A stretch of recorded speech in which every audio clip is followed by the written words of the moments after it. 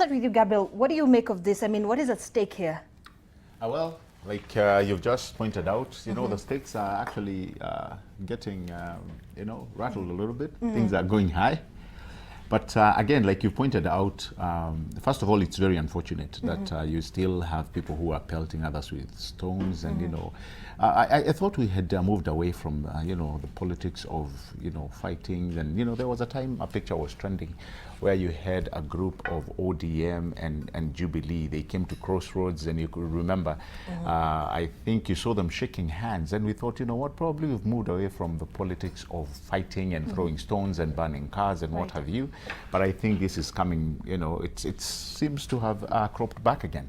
But having said that, I think there's one thing I kind of saw out of the rallies that were, you know, that took place over the weekend. Right. And one thing is starting to come out. And I hope ODM does not continue with this line of thought, because this is what they did. I was telling Mark Bichachi earlier on. This is the same game plan that they had in Embakasi South and they lost. This is the same game plan that they had in Ugenya and they lost. You can see their messaging when they hold the microphones is just to actually bring down a personality. You don't do that. People are waiting to hear, what are you going to do for them? There has to be a message. When you see somebody like Deputy William Ruto holding a microphone, he's talking about how they are going to change Kibra. So you see, the messaging, you know, has to count for something. And if ODM are still going to do the crazy traditions that they've always followed of beating up and, you know, pushing down on an individual or a personality, they made Embakasi South, it was a war against William Ruto. There was no message. So I hope they are able to change that message, because if that's the message they are going to sell to the people of Kibra, while the Jubilee Brigade are selling, you know, hope, they are selling development, they are selling what they are going to do for the people of Kibra, then I think they're going to have a very hard time capturing this seat. And Mark, historically, you know, politicians try to sort of charge, you know, people who've attended a rally by using the same rhetoric, you know, the politics of that sort and not the politics of development. So does this change anything for ODM? You know what I find very, very sad is I wish this election was about the candidates. I have not seen dissection of Imran and his capacity and or lack thereof. I've not seen a dissection of Mariga and his capacity and lack thereof. I've not seen the ANC candidate Owala. I always could confuse what it's Owala. Yeah, it's very hard for me for some reason. But we've not seen these candidates dissected. We've not seen them do a debate. We've not seen them bring out their issues. And that's the saddest thing about this, that we've made this about Mudavadi, Ruto, and Raila, which is literally disenfranchising the people of Kibra. And that's the saddest part. And one of the things, and the reason why at the beginning there was friendliness when the two camps met, and now there's acrimony, is because we've made it a do or die affair. Not for the candidates, not for the people of Kibra, but we've made it a do and die or die affair for those bigwigs. It's almost as if this is a mini national election for them, and their egos are what are coming to play. They're not even considering the quality of leadership anymore that they're offering to the people of Kibra. And that's really where the retrogression comes in, because one of the things that we need to address is, why do we campaign and what do we campaign for? Right now, what the campaigns are for personalities. Right? Raila came out and said, if you vote for this guy, you're voting for me. So it's about the personality. No one cares about what's going to happen. You know, and you had Mariga himself say, you know what, this is about me talking to so and so. So it's almost as if it's such an ego battle, and the problem with that is the people of Kibra will end up without a leader, and that's the saddest part. Now, what needs to change? What needs to change is this should not be a national contest. This country has bigger things to discuss. This country has SGR, which people are arguing, where is it? What is its future? Those leaders are not talking about it. This country is having a budgetary conundrum. Those leaders are not talking about. BBI is about to come out. They're just throwing stones at each other. You know, and that's the kind of leadership that needs to stop. When we've got a budget when we've got people are talking about increasing our loan cap from 6 trillion to 9 trillion. None of those leaders are talking about it. So we're interested in the sideshows of a Kibra by-election, which we're not even talking about the issues that Kibra is concerned about. We're just talking about personalities. But look at the attention that this particular election has gotten. I mean, then this is definitely a do or die for the political but that's the problem. Right? They've made it a do or die. Yes. It's technically not. And I'll tell you why it's technically not. If Mudavadi loses, okay, what percentage of his vote will move? 0. If Raila loses, what percentage of the people who like Raila would move? Right?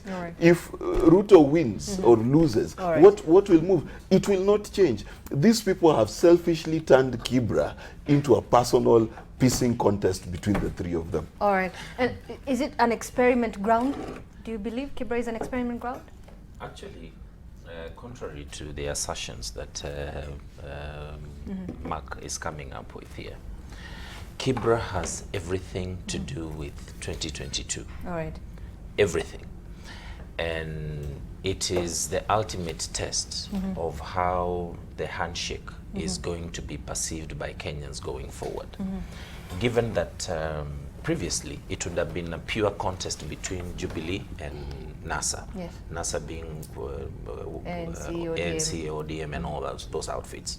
But now here we have a complicated situation whereby we have individuals in Jubilee who have come out to support an ODM candidate. Yes.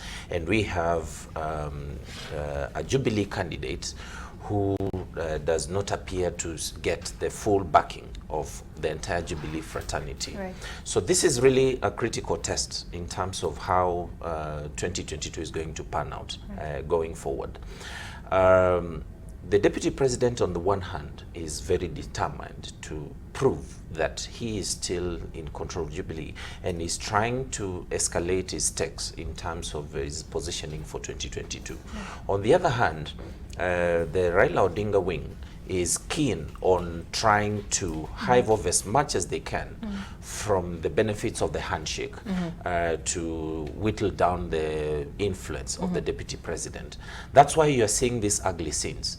Somebody like Mudavadi, as I've insisted, is nothing in this country's political landscape. He's a paper tiger, and he's just caught up in the crossfire.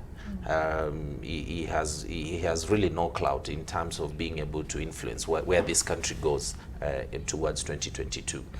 That's why I would want to believe the president has been very strategic in completely avoiding the Kibra debacle, because either way, if Jubilee Party wins, I want to believe he is the party leader of Jubilee, so that is a win for the president. If ODM wins in this particular election, again, to a large extent, it is a win for the handshake. So the president has deliberately, and I think it is wisdom that has directed that. But when you ask whether this is going to be a pointer towards what is going to come up, unfortunately, it is going to be a very strong indicator, because you've seen even the backlash against the deputy president. Yesterday, he made very interesting promises to the people of Kibra. Then Kenyans are asking, is the same guy we saw on TV promising us stadia, promising us all these things, and he has never bothered even to sit in a forum like this and explain to us why we don't have those stadiums, why we don't have A, B, C, D, and all that. So that element of ignorance, especially being displayed from the deputy president's camp, is likely to cost him. And I think if I were the people of Kibra, I would step out to punish him for that. So that before he comes to promise them about Kibra will never be a slum again. He has been in office for the last 7 years. Has he ever visited that place? For the last 7 years, to tell the things he's telling those people yesterday. So that actually, to me, it's important for the people of Kibra to rise above now the petty politicking and really identify a leader who can carry on the legacy of the late Ken Okoth. And I think that's what believe Mark me, was saying, that yes. they've not been given the platform to Yeah, actually, the kind of theatrics we're being treated to, and just a lot of sideshows is not actually what the Kibra people would be looking out for, because really for the last 7 years, Ken Okoth transformed Kibra, and that is what should be the conversation on the ground. Unfortunately, most of the front runners have no capacity to discuss that. If anything, perhaps Imran would come along with institutional memory, having been serving as the CDF manager, to help guide and ensure that the legacy that was established is maintained. Yes.